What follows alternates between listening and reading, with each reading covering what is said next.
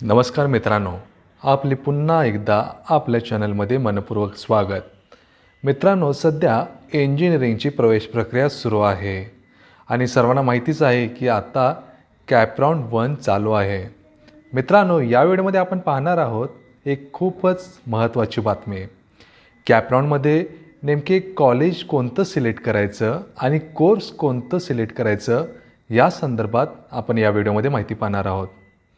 बऱ्याच पालकांना आणि विद्यार्थ्यांना एक्झॅक्टली कळत नाही की कॅप राऊंडमध्ये किती कॉलेजेस आणि ब्रांचेस आपण सिलेक्ट करावे.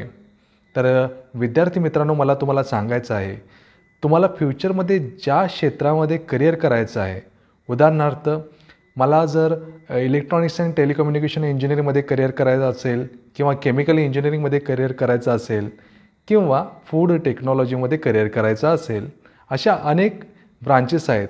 तर सर्वप्रथम मला पहिलं काय करायला पाहिजे, एक्झॅक्टली कुठल्या ब्रांचमध्ये करिअर करायचं आहे ते ठरवायला हवं. त्यानंतर त्या क्षेत्रामध्ये चांगले असणारे कॉलेजेस नेमकी कोणते आहेत हे तुम्ही बघायला पाहिजे.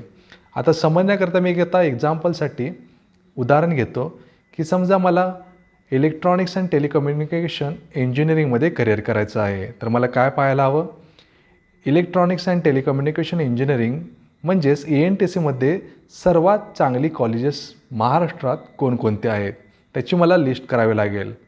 त्यानंतर लोकेशन तुम्हाला सिलेक्ट करावे लागेल. तर लोकेशन उदाहरणार्थ मी जर कोल्हापूरचा असेल तर मला कोल्हापूर जिल्ह्यामध्ये नेमकी कोणती इंजिनिअरिंगची कॉलेज आहेत, पुण्यामध्ये कोणते आहेत, सांगलीमध्ये कोणते आहेत, हे सर्व मला या सर्व गोष्टींची माहिती करून घ्यायला हवी आणि मगच कॅप राऊंडचा जो काय ऑप्शन फॉर्म आहे तो भरायला हवा. मग त्यासाठी तुम्ही काय करू शकता, जी फॉर्म भरायची जी प्रोसेस असते त्या प्रोसेसमधून तुम्ही ब्रांच सिलेक्शन करू शकता. आणि मित्रांनो, काही वेळा असं होतं, आता इलेक्ट्रॉनिक्स अँड टेलिकम्युनिकेशन इंजिनिअरिंगमध्ये मला जरी करिअर करायचं असेल तर त्यामध्ये पण बरेच तिथं ऑप्शन्स उपलब्ध होतात. म्हणजे electronics engineering, electronics and telecommunication, electronics and communication, असे बरेच तिथे तुम्हाला ब्रांचेस पाहायला मिळतील. मग एक्झॅक्टली तुम्हाला कुठल्या ब्रांचमध्ये जायचं आहे ते तुम्हाला पहिला सर्वप्रथम पाहावं लागेल आणि त्यानंतरच तुम्हाला कॉलेजचं सिलेक्शन करावं लागेल.